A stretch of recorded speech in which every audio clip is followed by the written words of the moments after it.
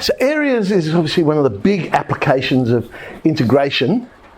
And let's have a look at it in a bit more detail, because we do have issues about above and below. It's fine if it's all above or if it's all below, we can do that, but sometimes we get bits that are above and below. How do we deal with it? So area 1 is completely above from A to B. So we know that the integral from A to B will give us a positive answer. Therefore, area 1 is completely above the axis, so we know the value of area 1 will be the integral A to B and so on. But from B to C, we're below the axis. So for that bit, that's fine, but we know it's going to give us a negative answer. So that integral will be minus that. So we have to make sure we know what the question's asking. If the question says, what is the integral from A to C, that's fine. Just integrate straight from A to C. It won't be the right answer for area, however, because what it will do is it'll get A1 and it will subtract A2. That'll be the number that comes out. But if the question is asking for area, then we're going to have to split it up into two integrals. And go, okay, let's find the area above, we'll find the area below, add the two together. Anytime we're dealing with the area below the x-axis, as just said, it could be minus b to c of function x. Another way some people like to get dodgy so they don't have to rub out all their working out is sometimes they do the area, oh, it's negative, it was below the axis. So you just go through each line and go, absolute value, absolute value, absolute value, absolute value. Oh look, it's now the right answer. So some people like to go absolute value. Or, remember I said you can swap the values? It doesn't matter which way around they go. So you could just swap the values and you end up with a positive answer. Okay, so let's go back to the cubic that we talked about before. And we know that the integral for this is going to be 0 because of the symmetry. So I need the bit below, and that's going from minus 1 to 0. It's the negative of that because it's below, plus the bit above, 0 to 1 of x cubed. We integrate both. Now, the actual integration is exactly the same, of course, because it's the same function. So they're both a quarter x to the power of 4. Substitute in to both of those and we come up with our answer. Now, because this is symmetric, we could do this one another way. Because we could say, look, I know that area below is going to be the same as the area above. So I could just work out the area above and multiply it by 2. So I could take advantage of the symmetry and go, okay, well that's now going to be a half of x to the power of 4, and obviously we come up with the same answer. But that's only going to work if you've got symmetry. This one here, it looks like it's got symmetry, but I don't know that it does for sure. So, okay, here's my integral. So from minus 2 to minus 1, we're above the axis, so it's positive. And from minus 1 to 0, we're below. So we're negative the integral. Have a look at what I did. I've made it a plus and swapped the limits around. The advantage of doing that, it's a very minor advantage, but I now only have 3 things to substitute in. Because in both of these, the first thing I'm going to substitute in is negative 1. And I'm substituting into the same function. So I could say it's going to be twice what I get when I sub in negative 1, and then I'll take away the negative 2 and I'll take away the 0. That's one of the advantages of being able to swap the values around. Okay. All right, well that was going to the x-axis. What if we wanted to find an area going to the y-axis? So y equals function x, and I've written down the coordinates of those points there. What do?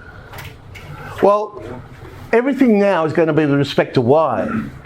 So I have to rewrite my function. So instead of y equals function x, I'll have x equals some function of y.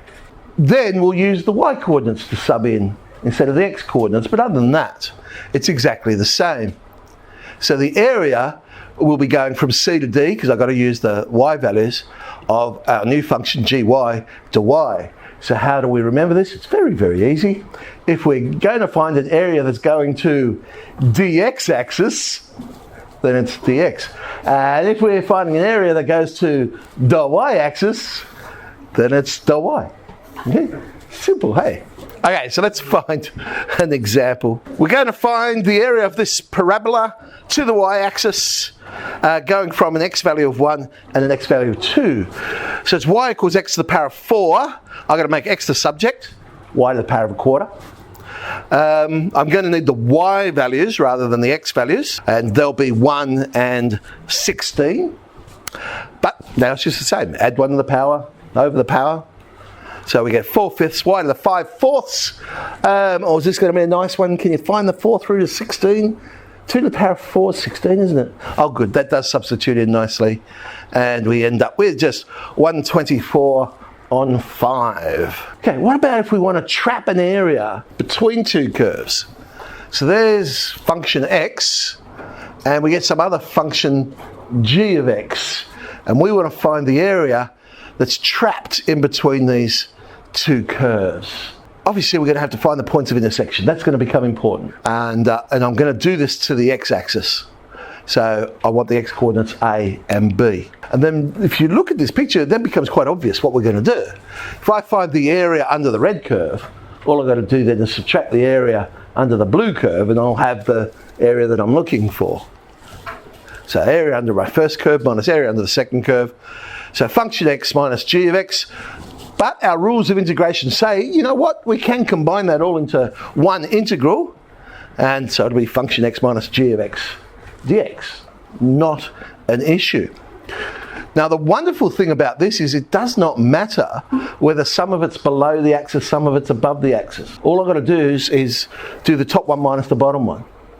And the reason for that is, imagine the curve, this curve here, went below the axis.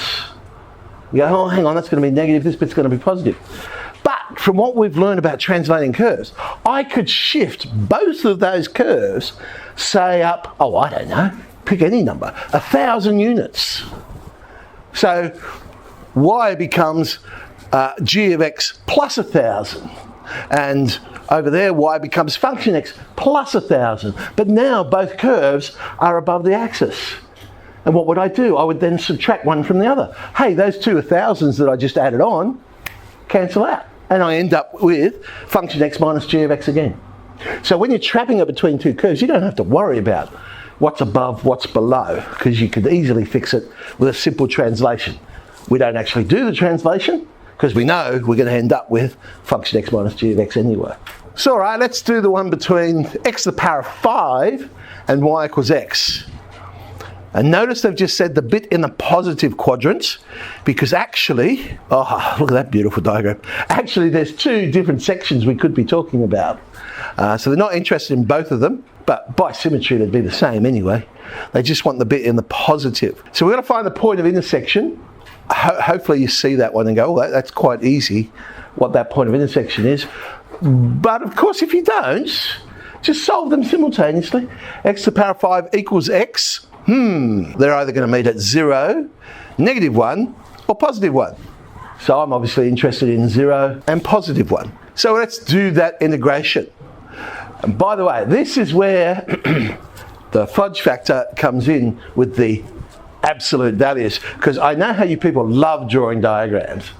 Okay. Now if you draw a diagram, it's quite obvious which curve is above which one. But just say for some insane reason, I didn't want to draw the diagram. And I just guessed and went, oh, you know what, I think x to the power of 5 is on top.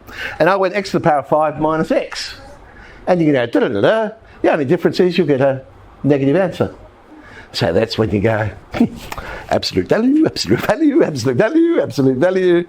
No, be careful with, let's hope that's the only problem with your negative answer, and not that you've added numbers up wrong.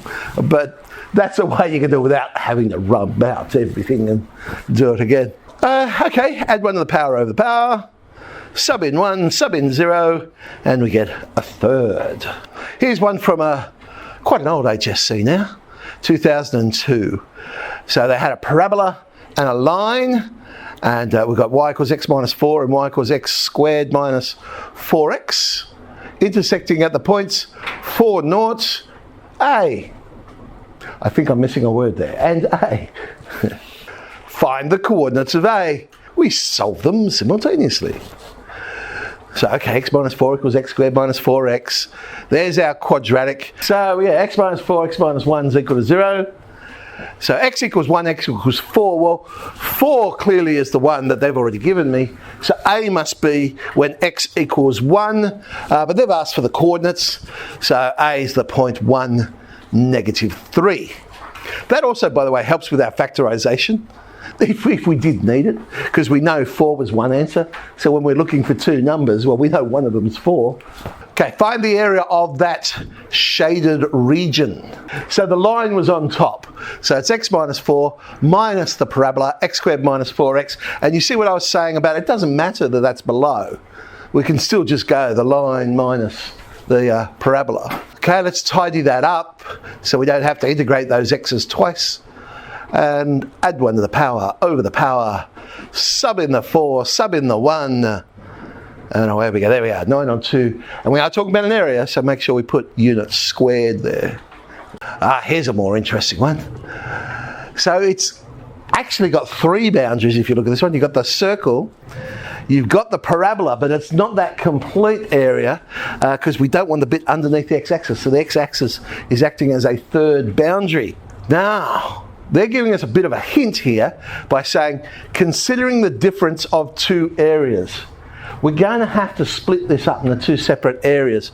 And the reason why is we don't have a consistent boundary when we go top minus bottom. And that's basically how you check. You have a look as you go along and say, well, okay, when I start at 2, I'm going circle minus parabola, circle minus parabola, circle minus parabola, circle minus parabola. But then you get to 1 and you keep going and you go, oh, hang on, now it's circle minus the x-axis. Circle minus x. So you've got a different boundary, so I need to split it up into 2 different questions. Of course, if I was very clever and wanted to do it with respect to the y-axis, you'll notice then it's consistently circle minus parabola, and you could do it with 1. So we're going to break it up into 2 areas because of the different boundaries at x equals 1. Rather than doing that, even though they gave us the incredible hint, but I suppose when you think about it, I am still considering 2 areas. Their hint still is valid because it's the area of the circle minus the area under the parabola there. And of course the circle we've got a formula for, so I don't need to integrate. So it's a quarter of the circle, so quarter pi r squared minus the integral from 0 to 1 of our parabola. And so we get pi minus, sub in the 1, sub in the 0, and we get pi minus 5/6 units squared. So 5f, 5g, we're just playing with areas.